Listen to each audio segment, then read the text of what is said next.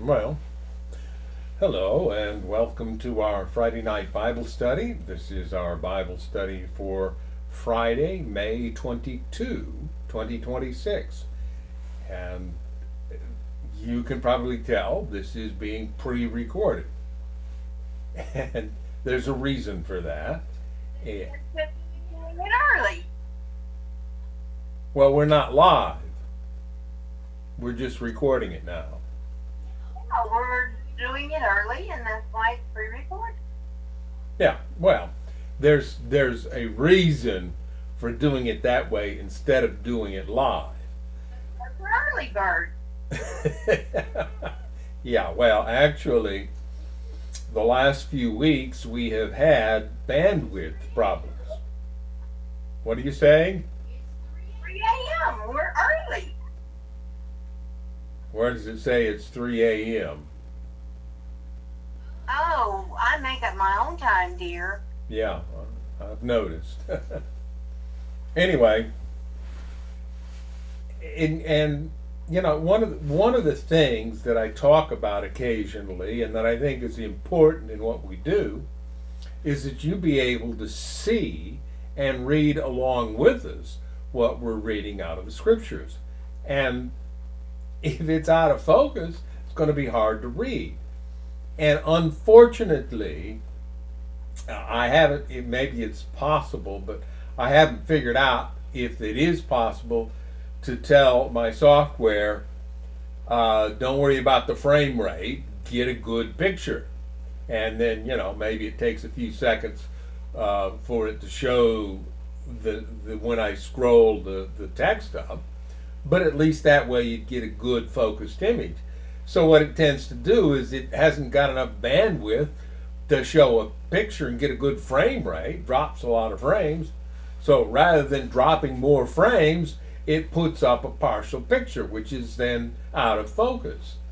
Yeah, they're smarter than you are, so they do it their way, and they don't give you the option to say, I want to do it this way.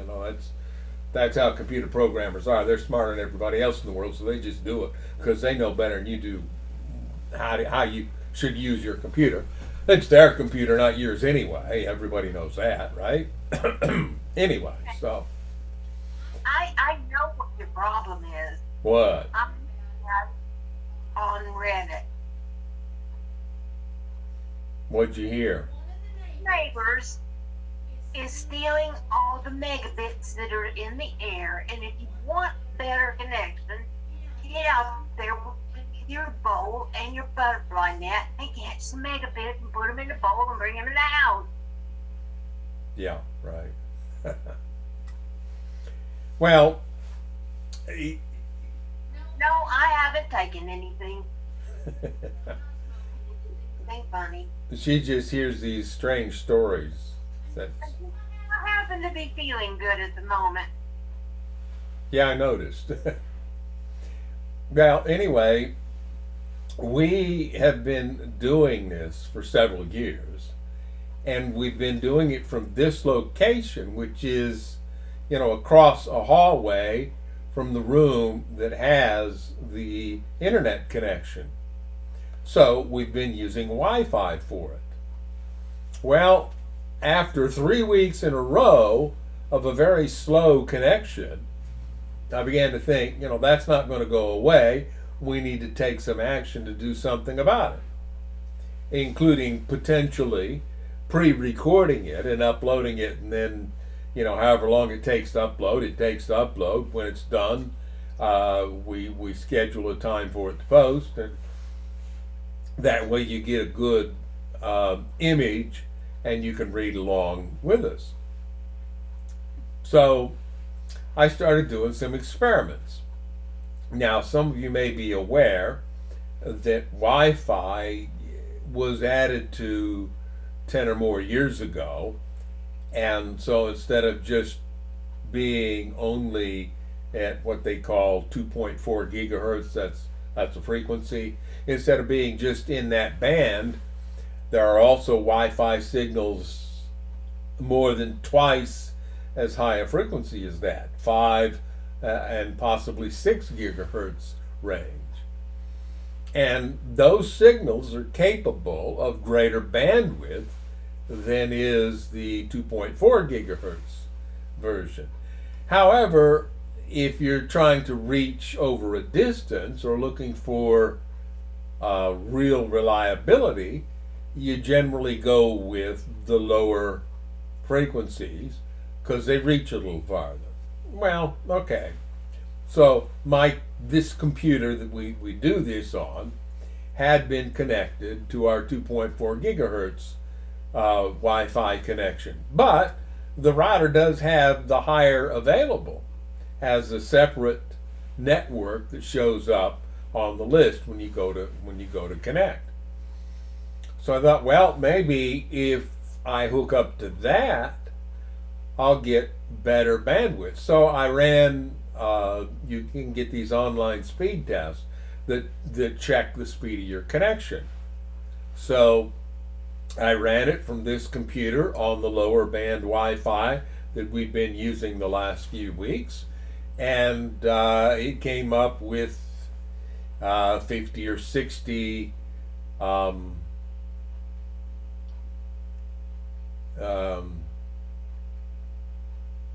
megahertz, megabits per second. That's what they're calling it. Yeah, 50 or 60 megabits per second. But then the upload was between 1 and 2 megabits per second. Well, when I'm streaming, it has a little indication over there on that other screen where I monitor it, and it shows it in kilobits per second, and it's when it likes it, it's at about 4,000, 5,000, somewhere in that range, and it had been under 2,000 those 3 weeks when it was not going well, and the stream wasn't being interrupted. We weren't being disconnected. It just wasn't going very well. So, well, yeah, 1 to 2, that's not good enough.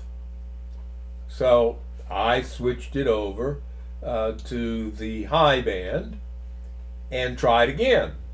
Well, then I got 80 to 90 kilobits per second download, but the upload only got up between 2 and 3. Well, that's an improvement, but it wasn't enough. We need around 5 to have a really good connection. So we weren't getting that.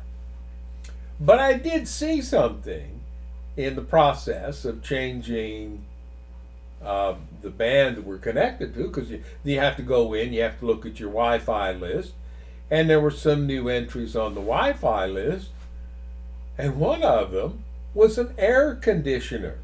That's right. These days, people are getting household appliances and installed things that connect to the internet over your Wi-Fi. But then they also say, "Here I am." You can see them on the Wi-Fi list. So that kind of can interfere, because now you've got everybody wanting bandwidth. So everybody's got their own internet connection and they're using Wi-Fi, and it all it can get congested and it can cause problems. So it helped to go high, but it wasn't enough. Well, then I had a dental appointment on Wednesday, so after I got done with that, I went down to the store and bought a couple of things that we needed. But I also bought a 50-foot Cat 6 network cable. And it's on the floor right over here, going down to where our internet connection is. So this computer is now connected to the internet by a wired connection. And the back before all this, I did go into my desktop in the room where the internet connection is, and I ran that same speed test, and I got the 80 or 90 megabit per second download, but I got somewhere between 5 or 6 megabits per second upload. Well, that's kind of barely enough, but it's enough, right? So I thought, well, okay, I'll hook it up. Well, I hooked it up onto this computer, and I was using this computer during the week, so I ran that test again. Then I got 2 to 3, maybe 3 or 4. Well, I decided that wasn't enough, so here we are. We're pre-recording it.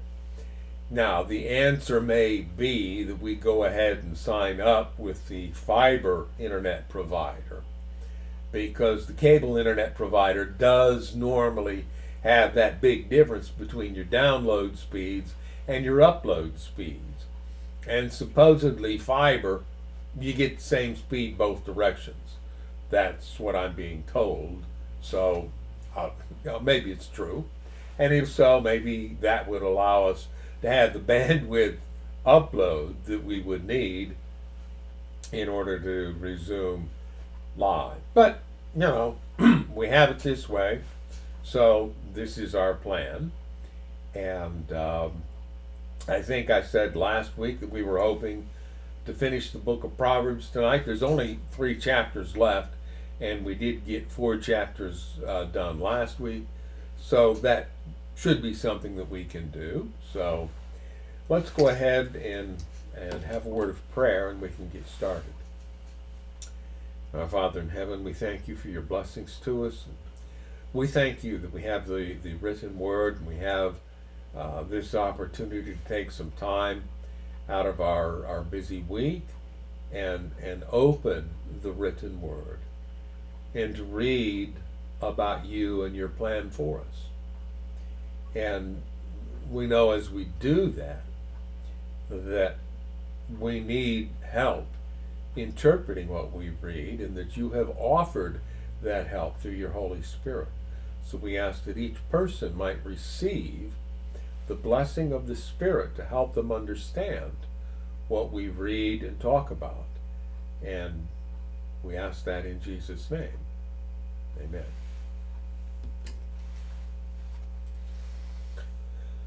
So, switch over to the view where you can see what we're reading, if I can find my mouse cursor and get that clicked. And by the way, the reason that I was using this computer during the week is that it's the 4th week, and I did prepare a sermon presentation, and we will pre-record that probably sometime early tomorrow morning, late tonight, somewhere in that range. And we'll upload that and have that available about 11 o'clock Central Time tomorrow. So you can look forward to that. I picked a tough subject, but anyway. Here we are at Proverbs chapter 29, and again this is out of the New Living Translation, which we read just because it's different and that makes us think. And if you're aware of what we do, I frequently look at other versions just to see how they word the things that we read. And in fact, right now I'm over here turning the pages in one of those versions, so it'll be open to where we're working. Proverbs chapter 29, the first verse. Whoever stubbornly refuses to accept criticism will suddenly be destroyed beyond recovery. And there are a lot of people who, well, we call them narcissists. They never do anything wrong. So, if something messes up, it's always somebody else's fault. And they're so sure of that one of the best ways to learn is to learn from our mistakes. But it's kind of hard to learn from mistakes if you don't ever make mistakes. And that's the situation of a person that refuses to accept criticism. I don't make any mistakes. You're just venting you're jealous of me. That's your problem. So this now is your problem. I put it off on you. I don't have to change myself because it's clearly your problem, not my problem. And there's no learning and there's no growth.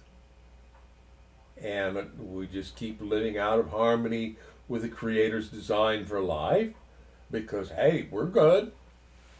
We know everything we need to know. I heard a court case this week. I heard it twice actually because two different people put it up. A pro se defendant. I forget what the case was about, but it was apparently a felony because in the state where this took place, your first appearance in court will be before the district court. But if it's a felony, the district court does not have the jurisdiction, the authority to take care of your case.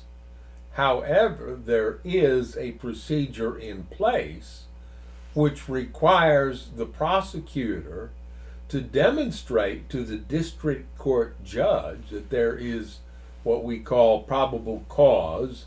That's the lowest level of proof in our legal system. Probable cause to believe that a crime was committed, and also that the defendant, probable cause to believe that the defendant is the one who committed the crime. So they bear that double burden. And that's called a preliminary hearing. And the point of the hearing is to determine if the case should in fact be bound over to the higher circuit court.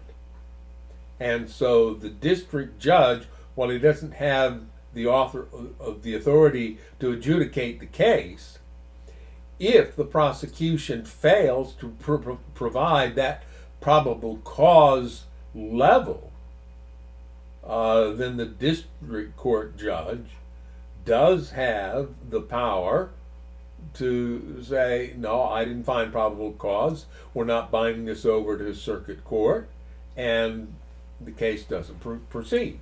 Again, that's called a preliminary hearing. So this person was in court for accused of something at the felony level, and he wants to represent himself. He tells the judge, I want to represent myself. And the judge says, okay, I need to warn you that there is danger in representing yourself. Are you sure you don't want me to appoint an attorney for you? Oh, no, I want to represent myself. Okay. Where do you want to go with this case? Well, I wanted to know if you could let me out of jail today. Are you saying you would like me to reduce your bond? Yes. Well, before we can do that, we need to know where you're going with this case. What are we going to do on this case today? Whatever the court decides, that's up to the court's direction. And the judge is like, no, that's not how we do it. Would you like a preliminary examination? He didn't seem to know what a preliminary examination was. Well, in that state and in that legal system, that's a kind of a fundamental legal procedure. And if you're going to represent yourself, you need to understand at least that much. You should probably also understand the level of proof that is required, probable cause. Now, in actual criminal cases where you could go to jail, the standard of proof that our legal system required is beyond a reasonable doubt. That's the highest standard that we have in our legal system. However, in most civil cases where people are arguing about, well, he said he was going to fix my car, but he didn't fix it, and I need him to pay me back the money I spent because I spent all that money on him and he didn't fix my car. That's a civil case, and in that case, the level of proof required to prevail in court is called a preponderance of the evidence. In other words, the judge weighs the evidence that's presented, and if he feels that 51% or more of the evidence supports one case over the other, then he makes the decision that way. It's a lower standard. But probable cause is even lower than that. So, anyway, this poor guy, he couldn't learn because he was so sure he already knew everything. It was pretty obvious to people who understand the system that he didn't really have much knowledge at all. But he convinced himself he did. Second verse, when the godly are in authority, the people rejoice. But when the wicked are in power, they groan.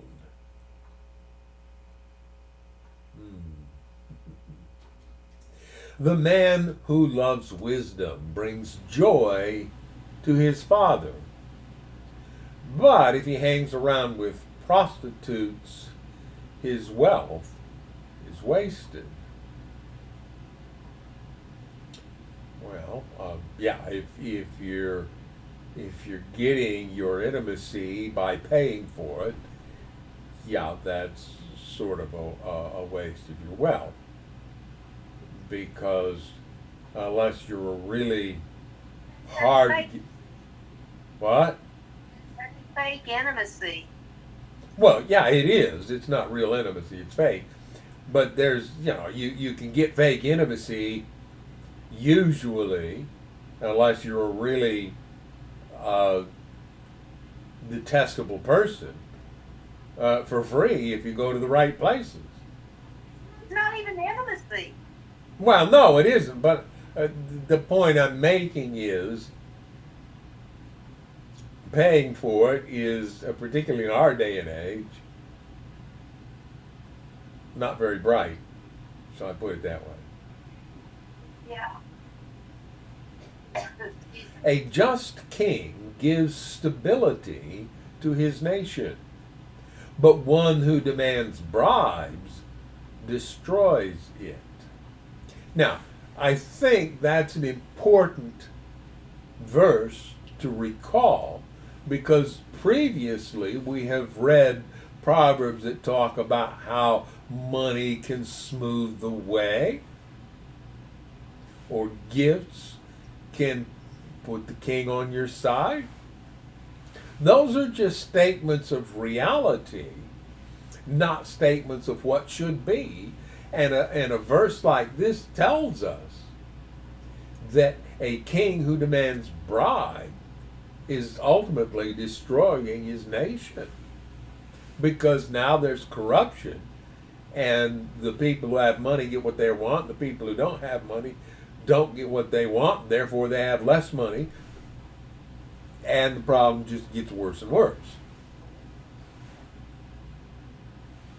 A just king doesn't look at the social status or the holdings of the parties. A just king pays attention to reality, to what actually happened. That is supposed to be the goal of our legal system, to reconnect us to reality and to, as best as we can, determine what actually happened in a case. Did this person really do what they're accused of doing? Does the evidence support it? Or does the evidence in some cases suggest that it is pretty much impossible for this person to have done it?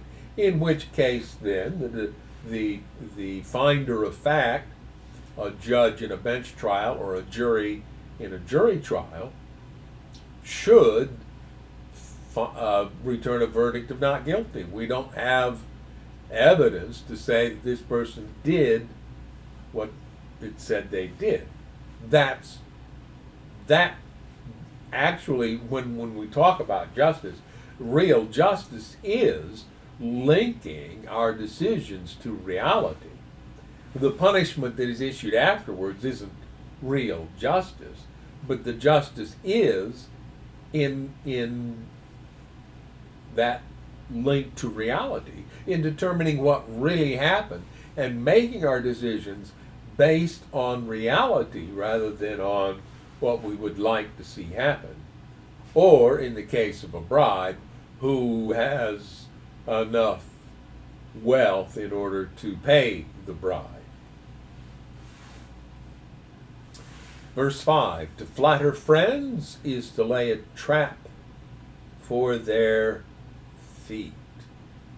Flattery is going to be an issue in our sermon presentation tomorrow, just to give you a bit of a foretaste of what's coming.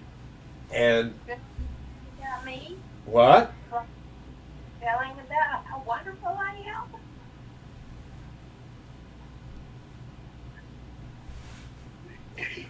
Got speechless there, dear.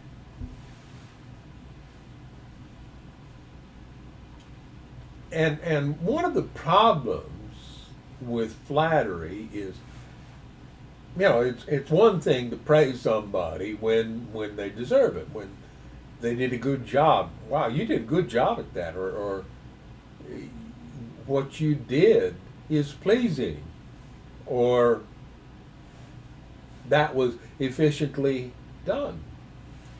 And so when those things are founded in reality, that's not flattery, that's just truth.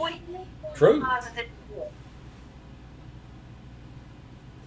The problem I have is that the phone is behind the monitor on my computer here, so it's hard for me to hear what you're saying. Try again. I said we do need positive input. Yes, absolutely. Negative input or no input is damaging. And so is false good input, and that's what this verse talks about. Flattery soothes our human penchant for believing we're better than we are, that we don't need to grow, that we don't need help, that we can't grow, that there isn't any way to improve because we're already the best there is. Those kind of people end up destroying themselves. When you give people negative input, it's a form of self-flattery. It is, yeah. You're tearing them down to make yourself look good, usually. Yeah.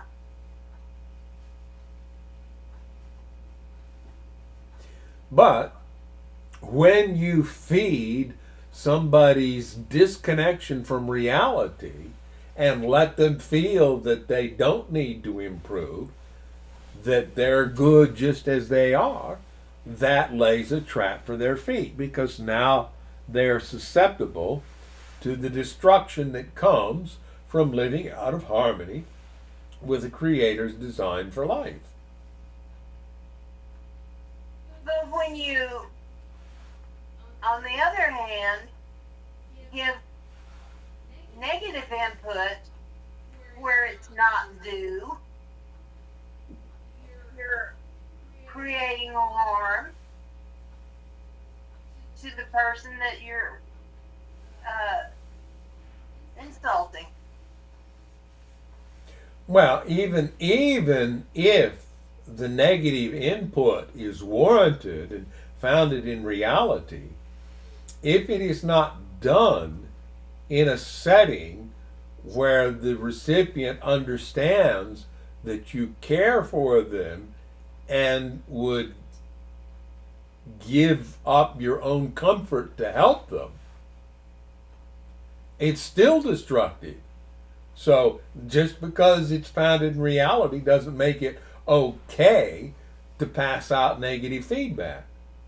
That has to take place in a context where they can trust you to do what's good for them, and in a context where they're prepared to receive it. And that may be what Jesus meant with his statement, to his disciples, don't cast your pearls before swine. If somebody isn't going to be receptive to the message you have for them, even if it's fully founded in reality, it's not going to help them. Don't waste your effort.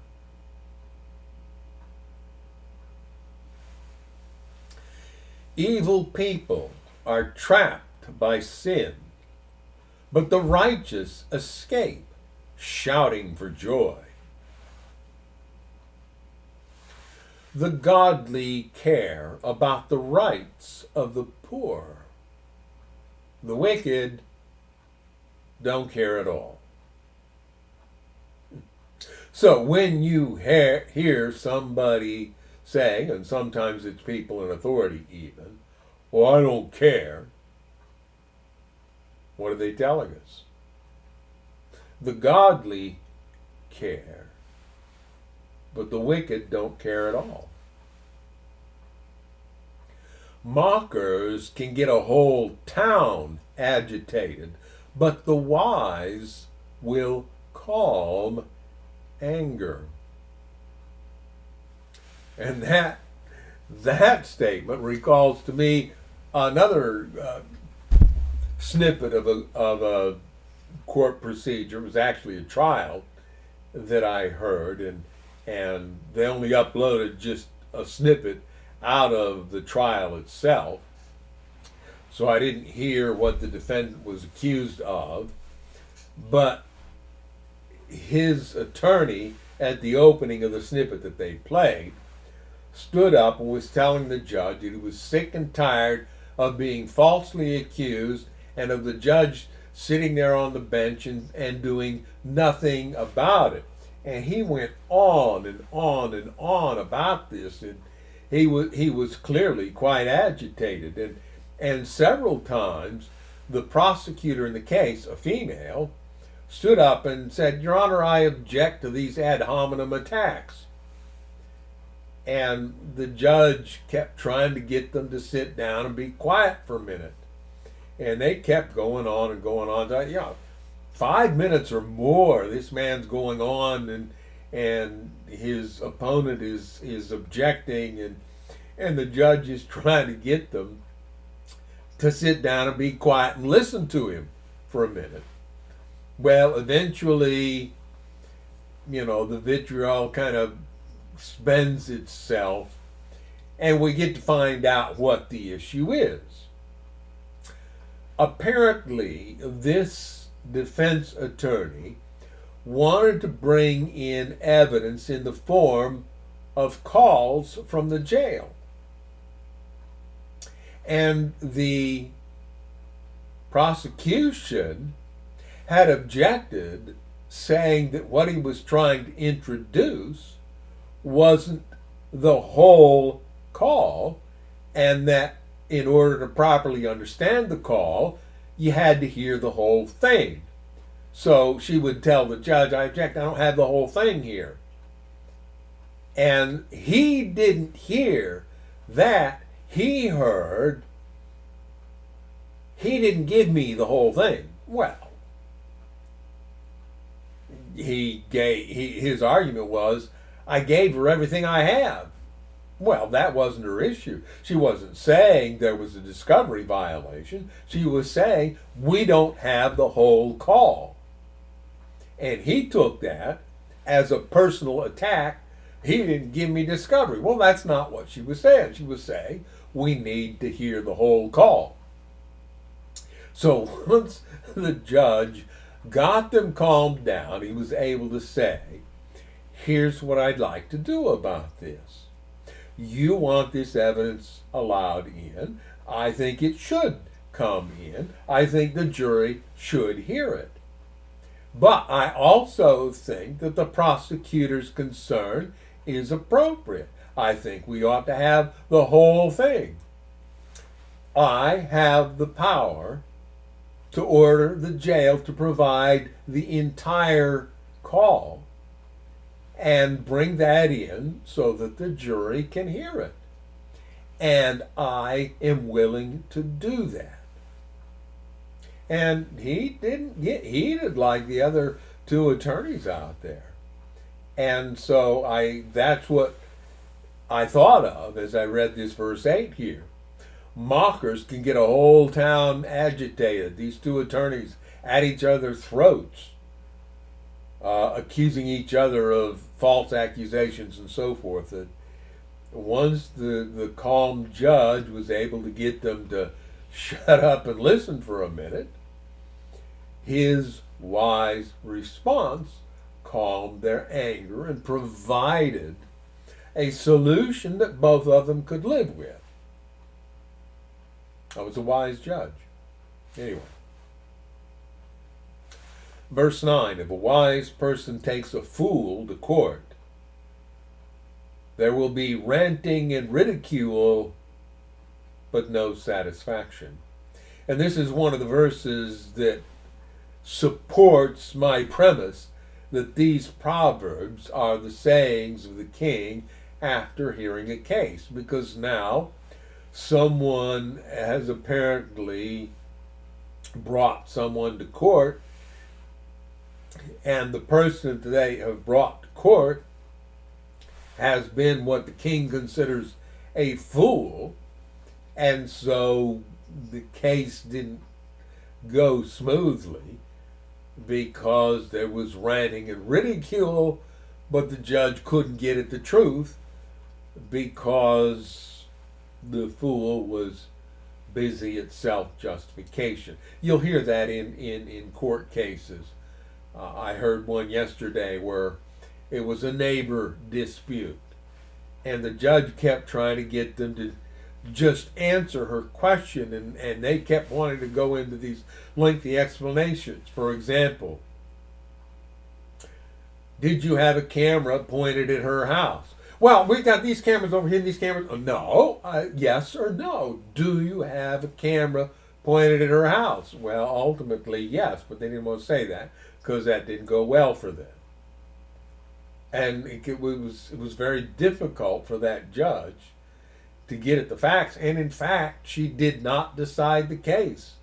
She told them, I need evidence in a form that's admissible in court.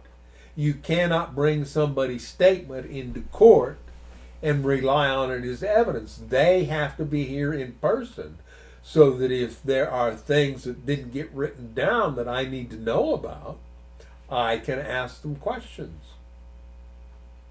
And that's the basis, by the way, of the hearsay objection to evidence.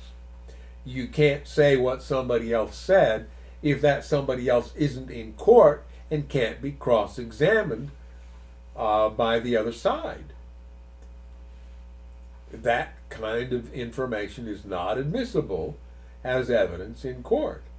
And so that was what the judge was telling these people. You've both gotten surveys. You're telling me that the city building inspector has said this thing, that thing, or the other thing about what's going on, but he's not here. I can't cross-examine. I can't ask him questions. So I can't take that as evidence. And I don't have the evidence I need to decide this case. So you're going to have to come back and you're going to have to bring these people. And if you need to, I will issue a subpoena that forces them, under threat of contempt of court, forces them to come in and offer their testimony. So, yeah, ranting and ridicule, a lot of talking, but no satisfaction. The judge can't get at the truth because these people are too busy trying to justify their own side. And it sounded like both sides were doing that. Both sides were probably wrong at some level, and that makes it harder for the judge to decide, because how do you deal with this? Both sides are wrong. You can't say, well, you're right and you're wrong. I'm not appropriate because they're both wrong. But anyway.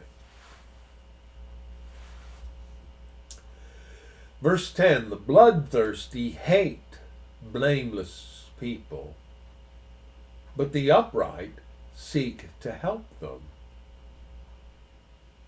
There's a footnote on that one.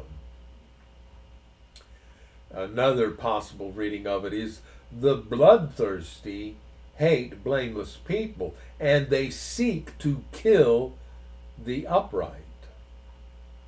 The Hebrew reads, the bloodthirsty hate blameless people. As for the upright, they seek their life. Okay, so I can see why the two different readings here, because if you put it that way, as for the upright, they seek their life, the antecedent to that pronoun they in the second line isn't clear. Are we talking about the upright? Are we talking about the bloodthirsty? If we're talking about the bloodthirsty, then we would read that seek their life as they seek to kill the upright.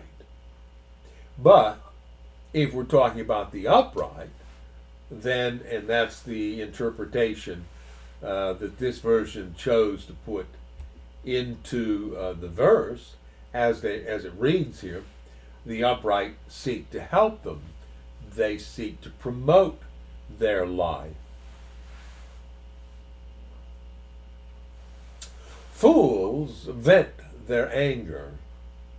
Have you never been around somebody who looked at somebody who's trying to follow the Lord and live an upright life, and somebody looks at them and sneers and says, he thinks he's better than me? That's a very definite phenomenon in the human world.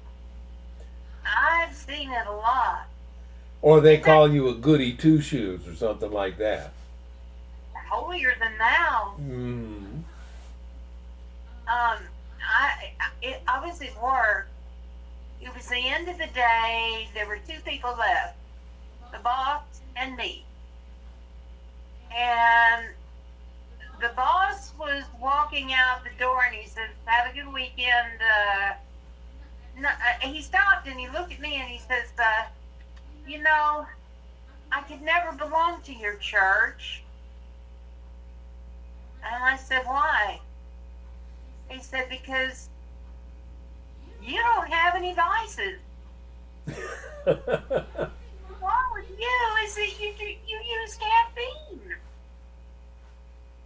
I could never belong to a church that expects people to live like that. And then he turned around and he walked out. And I'm sitting there flabbergasted. Yeah. And that's not to say that there aren't religiously oriented people who have an attitude about their righteousness and who do go around with an attitude of, I do this and I do that and I do the other thing, therefore I'm better than you. And that's problematic too. Well, there's legalists. Yeah. But you're right. There are people who despise the righteous because ultimately the righteous are a rebuke to them, and it bothers them to have that rebuke not spoken, just lived out in front of them. Yeah, I've witnessed that too, and I don't want to talk about it because I don't want to cause hurt feelings on the part of the person that I would mention. Yeah. I've seen it up close, and it's rather distressing to see somebody act like that. Mm-hmm. Somebody else based solely on the fact that they are feeling condemned by their own actions. Mm-hmm. Mm-hmm.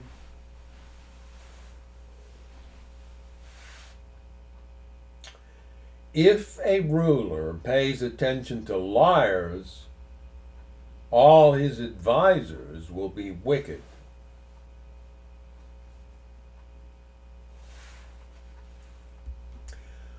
The poor and the oppressor have this in common: the Lord gives sight to the eyes of both. So, yeah, whether you're high status, low status, high wealth, low wealth, whatever your station in life, ultimately, before your Creator, you're equal. The Oh, Lord gives sight to the eyes of both. can I tell one? All right? The reason, one of the reasons that boss would make that comment, something that happened. We had we had a lunch together. The office staff had a lunch together at a restaurant.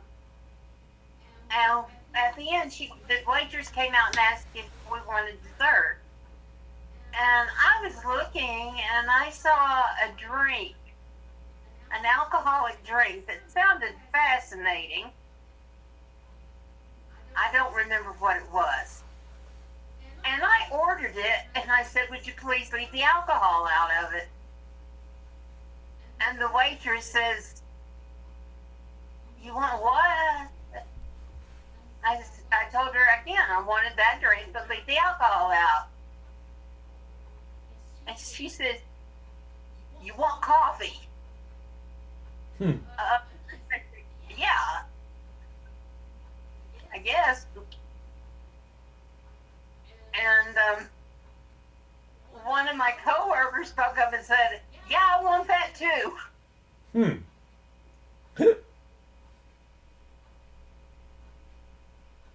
So we had alcoholic drink coffee. No wonder he thought I was in that case.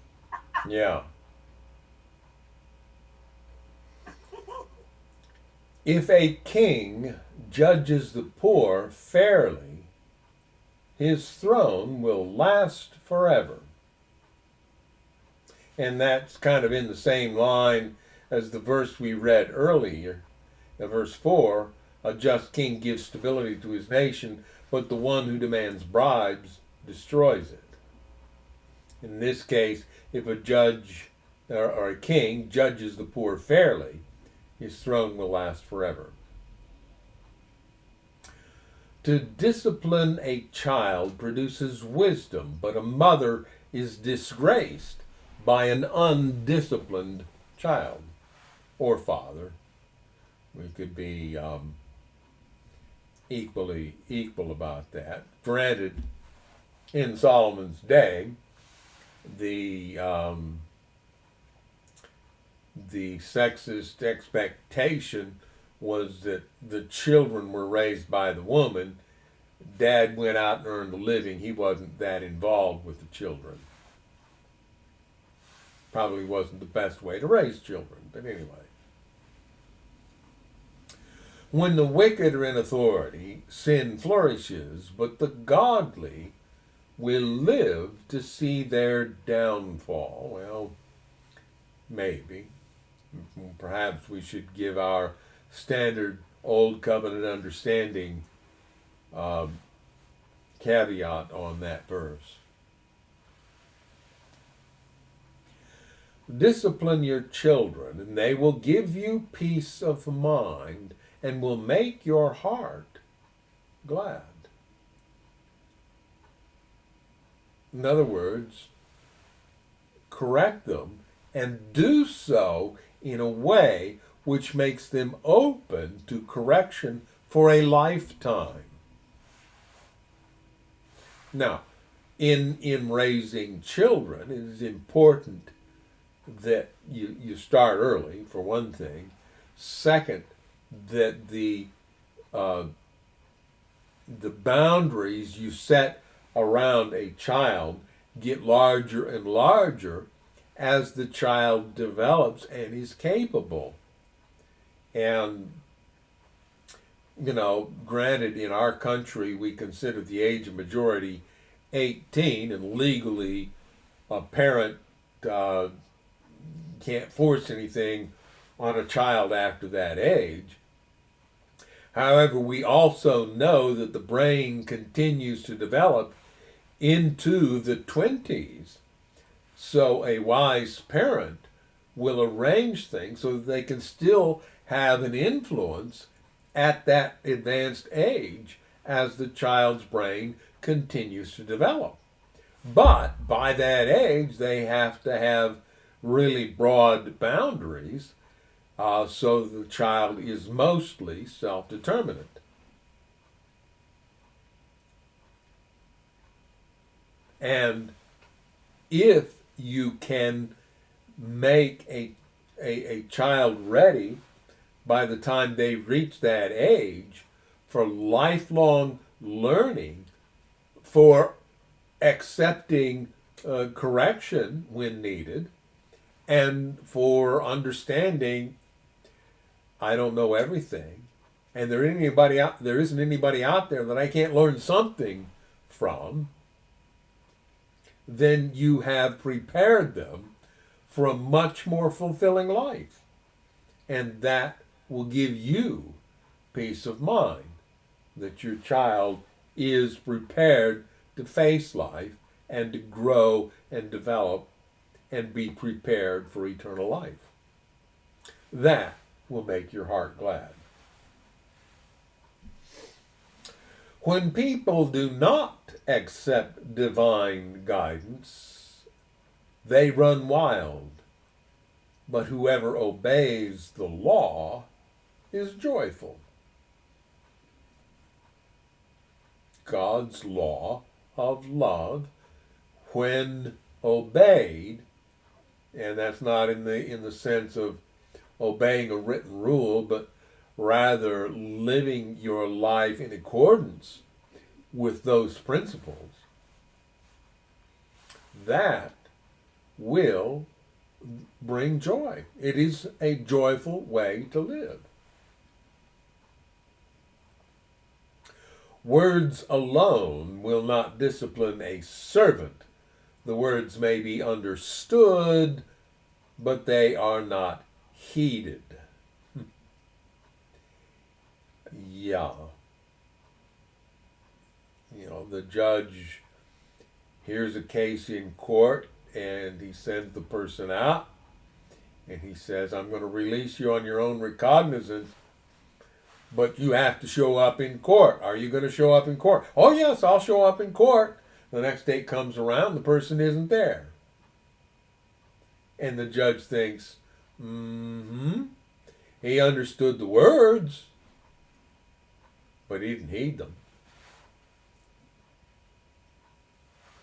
There is more hope for a fool than for someone who speaks without thinking.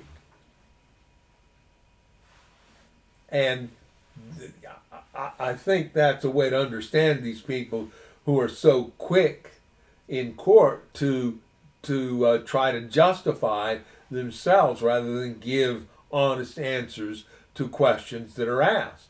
Well, yeah, I know it sounds bad if I said yes to that, so I've got to give my justification for it right away. And so I don't say yes or no to a yes or no question. I start saying, well, this, and that, and the other thing, and blah, blah, blah, blah, blah. Why are they doing that? Well, if they are feeling threatened in court, it is possible that their fight, flight, freeze mechanism has been triggered. And in that situation, then, the body shuts down the rational brain, and the emotional limbic brain is now in charge of everything. And so even though your rational brain would say, this question doesn't require anything other than yes or no, and I'm supposed to answer this question truthfully, the rational brain ain't in charge. So even though they've been told 5 times already today, just yes or no, they keep firing out this self-justification information because their rational brain isn't engaged. And so the proverb writer here says there's more hope for a fool than for someone who speaks without thinking. The version of that I heard many years ago, it was printed on a placard in somebody's workplace, and it said, "Be sure brain is engaged before putting mouth in gear. Think before you speak." A servant pampered from childhood will become a rebel. In other words, we can't always have what we want. And if you don't bring up a child to understand that and to live that and to occasionally do without something they want, not without something they need, just without something they want, then they are likely to be a rebel when they grow up because they feel like they're entitled. I want it, therefore I should have it. An angry person starts fights. A hot-tempered person commits all kinds of sin.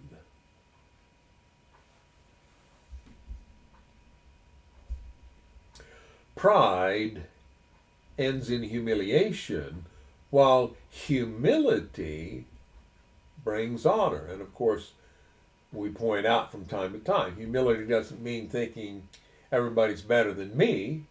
Humility is just understanding that I'm not better than anybody else. Pride thinks I'm better than others. Humility says, no, I'm equal with others. And that brings honor. If you assist a thief, you only hurt yourself. You are sworn to tell the truth. The other person think, I'm not as good as others. That's not humility. That's something different. I know, but what has negative create.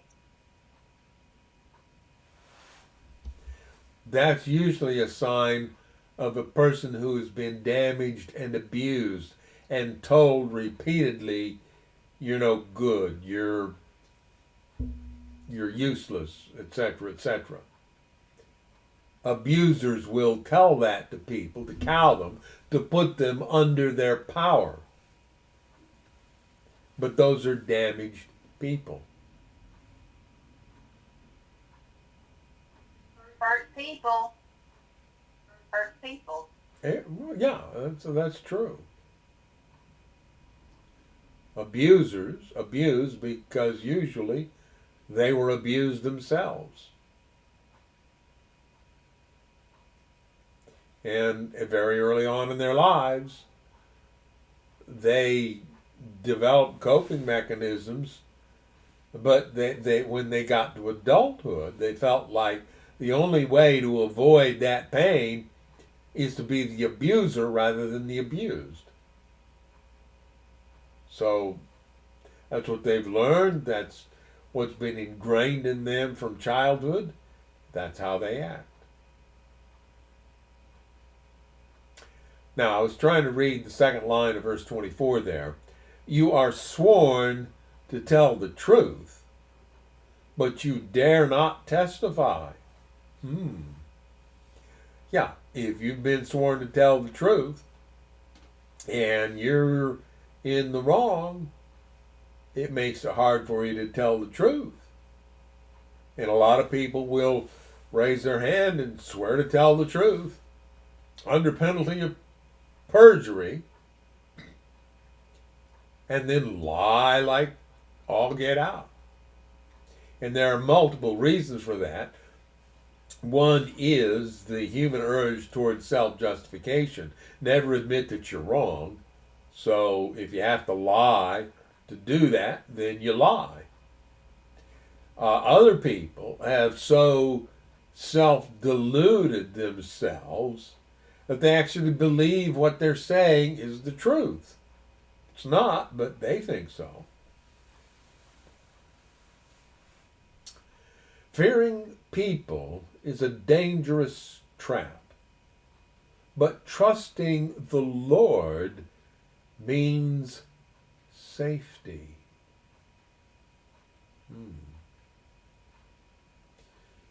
Yeah, what do you do when you're afraid of other people? You've got your guard up. You can't have close connections with people because you don't dare. They might harm you. But if you can trust in the Lord, if you can believe that your Creator deserves your trust, can be trusted, is trustworthy, then you don't spend all your emotional energy being afraid of other people. Many seek the ruler's favor, but justice comes from the Lord. That's perhaps one of the most honest things we might hear coming from Solomon's lips. People come to the king and they seek his favor. They'd like the king to decide in their favor in the case that they have brought to the king. But justice only comes from the Lord, and so the king can only give you justice if he is tied to the reality that the Creator made. Only the Lord can give you justice because only the Lord can truly set things right. Right. Mm-hmm. The righteous despise the unjust. The wicked despise the godly. I would take that with a grain of salt.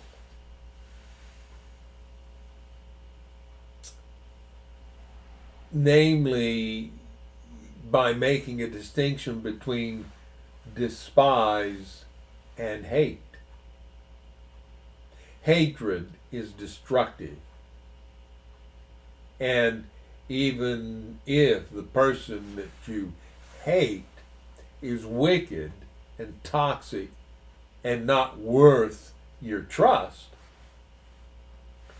hating them is destructive to you. But you need to distinguish between the person and the behavior. That, right. So when we despise the unjust, we don't despise the person, we despise the behavior. We recognize that something happened to that person at some point in their life that would lead them to act in the way that they're acting, which is a reprehensible action on your part.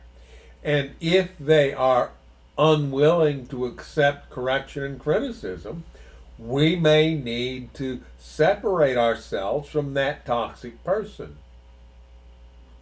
But we have to be sure that we despise the behavior, not the person, and we don't end up hating the person, which then becomes destructive.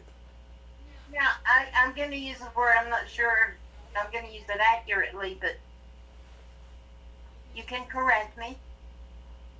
When I say that forgive and forget is a misnomer. I'm not sure what misnomer is. Well, it's but it's not true. Forgiving does not erase your memory. no, it doesn't. And we were, well, I forget exactly the context, but we were talking about it last night. Fool me once, shame on you. Fool me twice, shame on me. Oh, yeah, we did. Yeah. At some point, when people around us are untrustworthy, then we have to withdraw our trust and be guarded. So if you are unfaithful, well, the first time around when you betray me, when you're unfaithful, when you do something destructive to me, that's on you. I trusted you because that's my default approach to other people. But now that you've done that, I can no longer trust you, and I need to put boundaries up. And if you cross that boundary, if I don't put up that boundary, if I let you continue to do what you've done, then that's on me.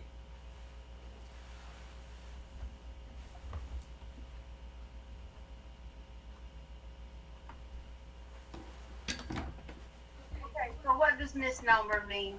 Well, nomer comes from a root word that means name. So a misnomer, you have misnamed something. So you're giving a label to something that's inappropriate. All right. Well, that's exactly what I meant then. Yeah. Forgiving, forget. No, you cannot forget. Forgiving does not erase your memory. Yeah. Yeah, I had to plug something in over there. Just occurred to me. All right, Proverbs chapter 30, the sayings of Agur.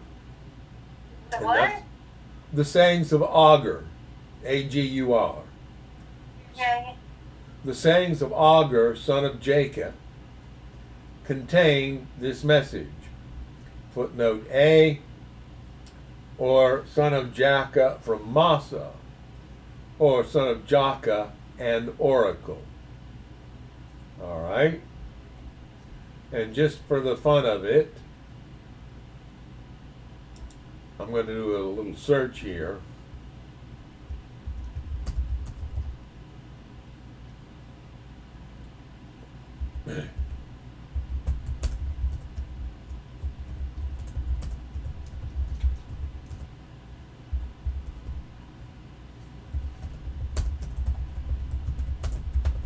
Can we link the augur of Proverbs 30 to a historical person? We cannot definitively link the augur of Proverbs 30 to an identifiable historical figure outside of the Bible. He remains an enigma, though scholars and historians debate a few prevailing theories regarding his identity. Here's the breakdown of the historical and scholarly consensus. Unknown sayings. The most common view is that Agur, son of Jaka, was a distinct historical teacher or wise man from the ancient Near East, because he is only mentioned in this single chapter. No corroborating historical records exist. Another theory, a pseudonym for Solomon. Many ancient Jewish traditions and some commentators argue that Agur, which can be translated as collector or gatherer, is simply a pen name for King Solomon. However, this is largely considered unlikely by modern biblical scholars due to the stark contrast in writing style and tone between Agur's words and Solomon's recognized work. A foreign Arabian origin. Many modern translations, such as the ESV, I think that's English Standard Version, but I'm not sure, interpret the Hebrew word masa, traditionally translated as prophecy or oracle, as a proper noun. This suggests Agur, and possibly King Lemuel from chapter 31, originated from Massa, an ancient tribal region in northwestern Arabia, founded by a descendant of Ishmael. If this is accurate, he may have been a Gentile sage rather than an Israelite. Symbolic meaning. Some scholars view Agur, son of Jaka, as a symbolic or didactic name rather than a historical person. In Hebrew, auger can mean collector, and jaka means obedient. Therefore, the opening verse could symbolically be translated as the words of a gatherer, the son of the pious, indicating the text is an anthology of wise sayings collected by a pious teacher. Okay, so we just looked at that just to answer that question essentially. I am weary, O God. I am weary and worn out, O God. I'm too stupid to be human, and I lack common sense. I have not mastered human wisdom, nor do I know the Holy One. Footnote B there after the word God. The Hebrew can also be translated, the man declares this to Ithiel and to Ukal. Alright. Who but God goes up to heaven and comes back down? Who holds the wind in his fists? Who wraps up the oceans in his cloak? Who has created the whole wide world? What is his name? And his son's name? Tell me if you know. Interesting that in this age of Hebrew society, where monotheism was a really big deal, and thinking of God as having more than one person was outside of the ordinary, then this author writes, what is his name? And his son's name? Tell me if you know.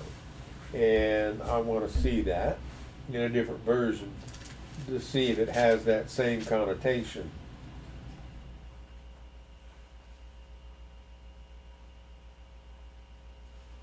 Yeah, the NIV says, what is his name and the name of his son? Tell me if you know. All right, from the King James. What is his name and what is his son's name, if thou canst tell? So it's there in all those versions. I guess I'd never really seen that before.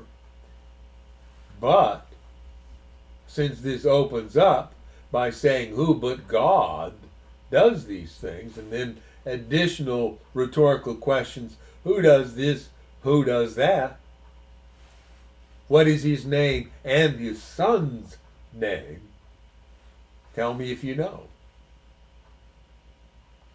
Every word of God proves true.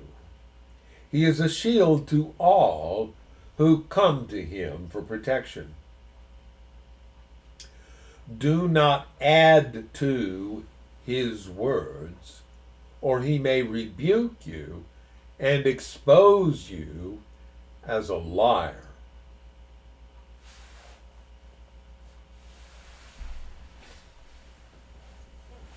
O God, I beg 2 favors from you.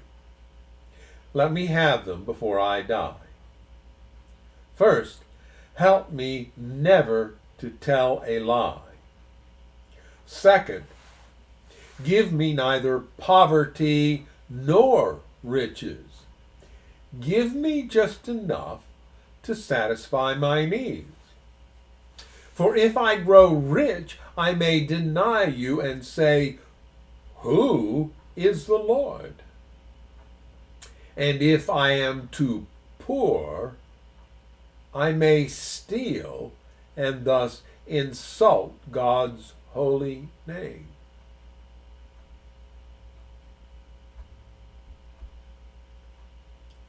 In other words, we need a balance in life. Never slander a worker to the employer, or the person will curse you and you will pay for it. That's a situation you can imagine in your head. What happened that led the writer of Proverbs, of this particular proverb, to say this? Some people curse their father and do not thank their mother. They are pure in their own eyes, but they are filthy and unwashed. They look proudly around, casting disdainful glances. They have teeth like swords and fangs like knives. They devour the poor from the earth and the needy from among humanity. And one of the key elements of that is they are pure in their own eyes. They're not willing to accept correction. They're not willing to believe that they could be the problem.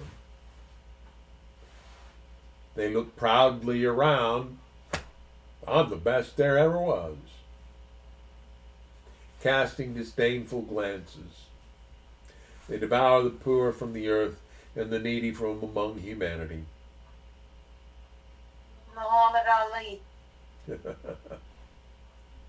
Well, I was thinking of a more contemporary character who tends to believe that everything he does is the best there ever was. Well, that too.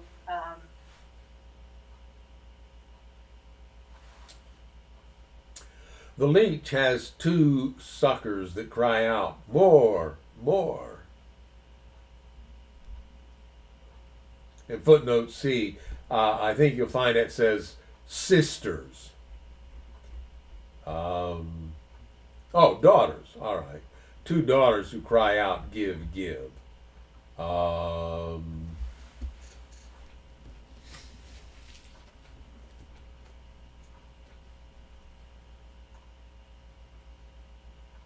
Yeah, the NIV says two daughters.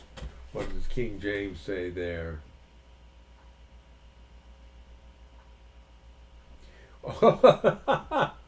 The King James says, the horse leech hath two daughters, crying, give, give. The what? Horse leech. Not just the leech, but the horse leech. I don't know what you're saying. An animal that you ride on in whinnies, a horse leech. A horse what? Leech, Leech. A horse leech? Yeah. What's that? I don't know. I guess it's a leech that attaches itself to horses. You know what a leech is, do you not? Yeah.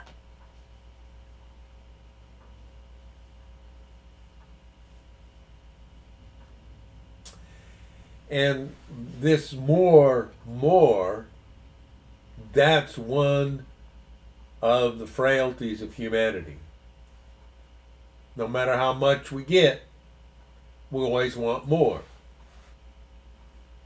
And that's an endless and ultimately destructive cycle. And now we come across a few instances of a poetic structure that is occasionally used in Hebrew and thus in the Bible. And that is, there are in things that what?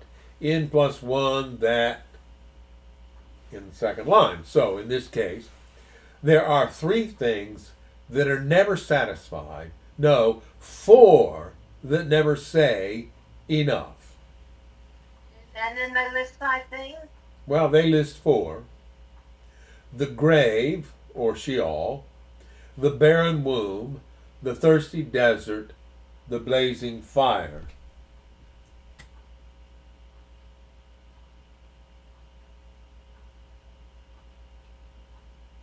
Interesting. The King James actually does use grave there. Sometimes they translated that word hell, but in this case, grave. And footnote D is going to tell us that that's Sheol, and it does, so okay.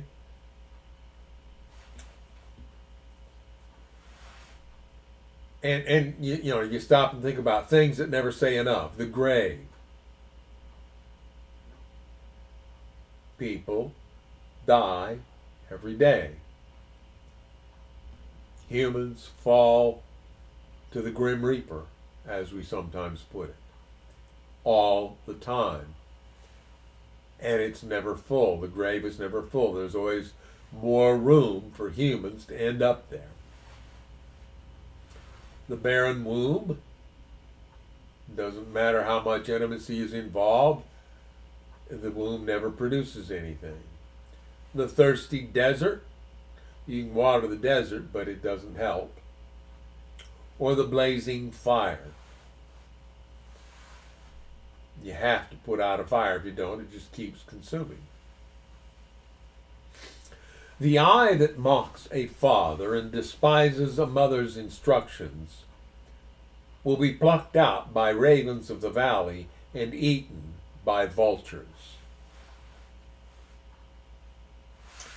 There are 3 things that amaze me. No, 4 things that I don't understand. How an eagle glides through the sky, how a snake slithers on a rock, how a ship navigates the ocean, how a man loves a woman. An adulterous woman consumes a man, then wipes her mouth and says, "What's wrong with that?"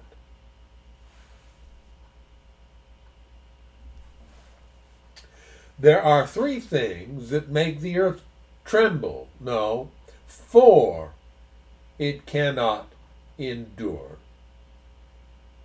A slave who becomes a king, an overbearing fool who prospers, a bitter woman who finally gets a husband, a servant girl who supplants her mistress. Now, at least 2 of these are founded on beliefs of an appropriately structured society with levels of importance, which we reject. But you know, that was how people thought back then, so they wrote it down. Are there people who would be inappropriate in authority? Absolutely, yes, there are.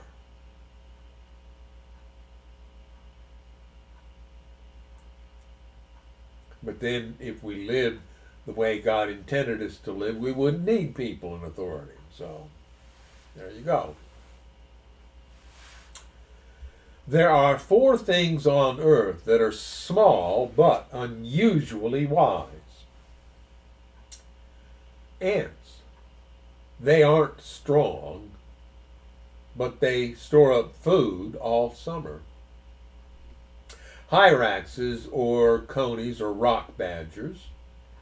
They aren't powerful, but they make their homes among the rocks. Makes me think of the marmots at Rocky Mountain National Park. Those animals have a lot of contact with humans up there at the top of the mountain where the road goes by, and they're very used to being photographed. And as soon as they hear the shutter, they go diving for their hole.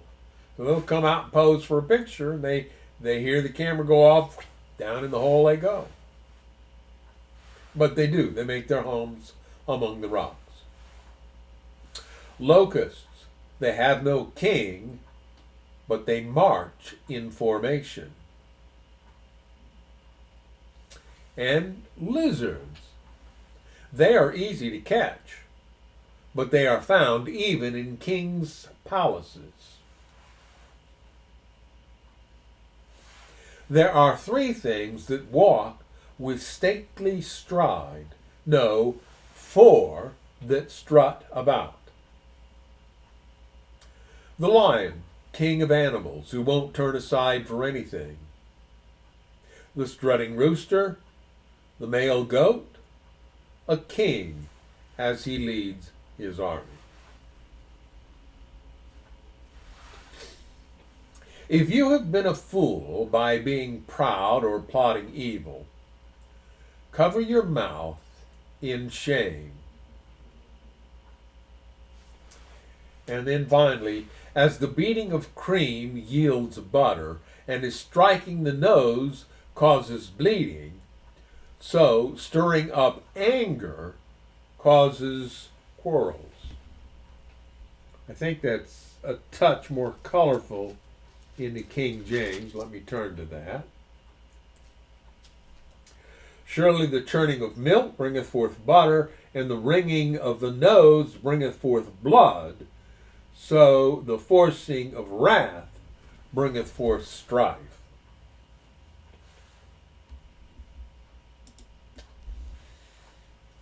We're running low on time here, so I'm going to kind of rush this a little bit, but we may go over a little bit too, just so we can finish the book.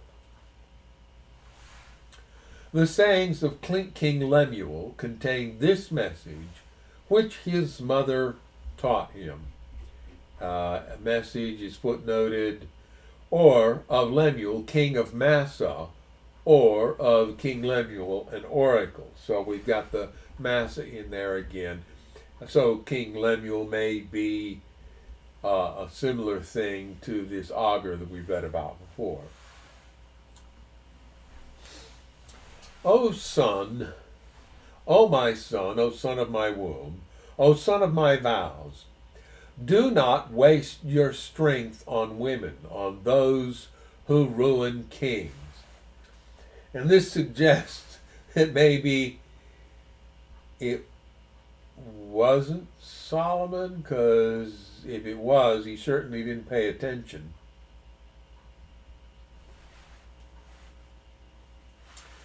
This next passage, the next 4 verses, is fascinating. It is not for kings, O Lemuel, to guzzle wine. Rulers should not crave alcohol. For if they drink, they may forget the law and not give justice to the oppressed. And I promise, coffee tastes just as good as coffee does without alcohol. Okay. Alcohol is for the dying, and wine for those in bitter distress. Let them drink to forget their poverty and remember their troubles no more. Maybe we better start putting alcohol in my coffee. The King James puts it this way: give strong drink unto him that is ready to perish, and wine unto those that be of heavy hearts. Let him drink and forget his poverty, and remember his misery no more. Well, there might be something to that. Him who is ready to perish, if he's on his deathbed, alcohol might be a good way to knock him out. Yeah. So be aware of his pain, Yeah. in which case it's used medicinally. By the way, if you can't catch on by the way I'm talking, I don't like alcohol. Yeah. I think it's healthy. Teetotalers who want the Bible to teach that it's a sin to drink alcohol ignore these 2 verses.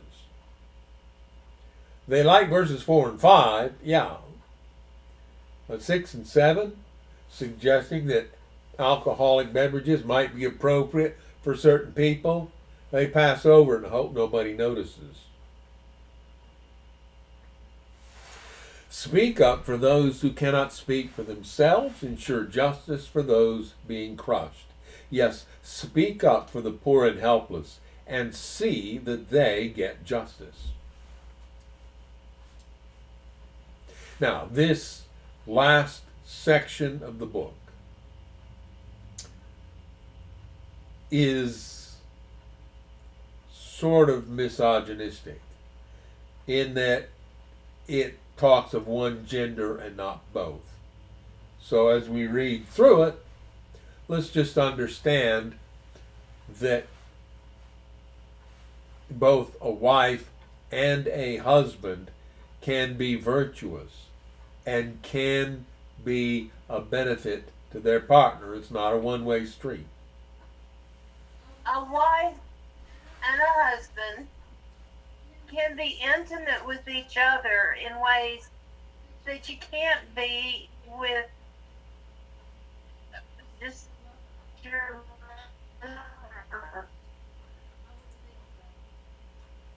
You're not speaking loud enough. You're breaking up. We can't hear you. I said that a husband and wife can be intimate in ways that you can't be with somebody else. All right. Even if it's a sexual partner, I don't think you can be as intimate with somebody that you're jacking up with as you can be with a spouse. Because you don't have the same goals, you know. If you join your life together, you become as one. Right. Now, there's a footnote here at the beginning of this that says that verses 10 to 31 comprise a Hebrew acrostic poem. Each verse begins with a successive letter of the Hebrew alphabet. Now, of course, we know there are 22 letters, so if we count verse 10 and 31, we do in fact have 22 verses, so that makes sense. All right? Who can find a virtuous and capable wife? She is more precious than rubies. Her husband can trust her, and she will greatly enrich his life. Is She- he the one on first? What? The one on first? Oh. It's my wife being, yeah. I said, who can find a virtuous and capable wife? So she says, is that the one on first? Who's on first? Yeah, I know. I told you, I'm feeling good right now. I'm sorry. I have been misbehaving. I'm sorry. She brings him good, not harm, all the days of her life. She finds wool and flax and busily spins it.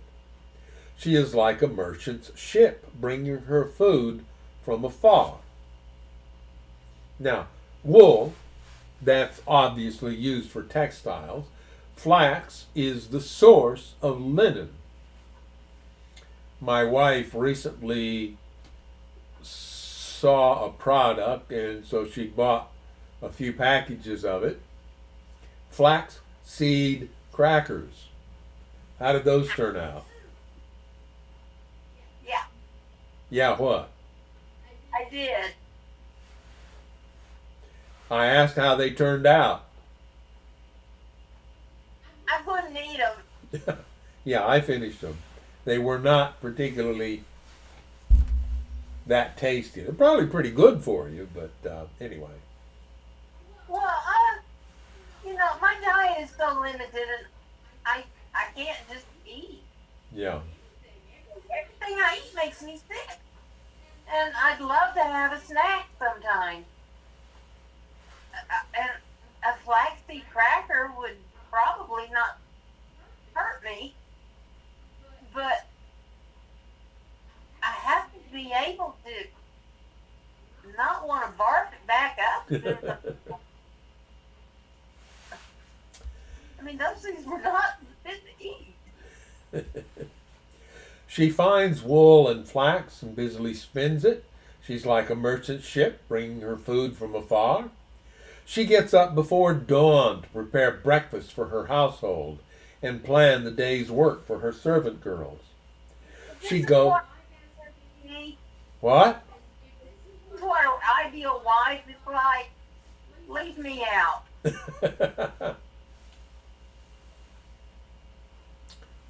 I'll go looking for a new wife instead of being a wife. She goes to inspect a field and buys it. With her earrings, she plants a vineyard. She is energetic and strong, a hard worker.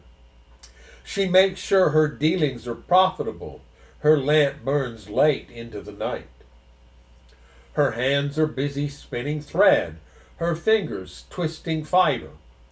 She extends a helping hand to the poor and opens her arms to the needy. She has no fear of winter for her household, for everyone has warm clothes, or the Hebrew reads scarlet clothes.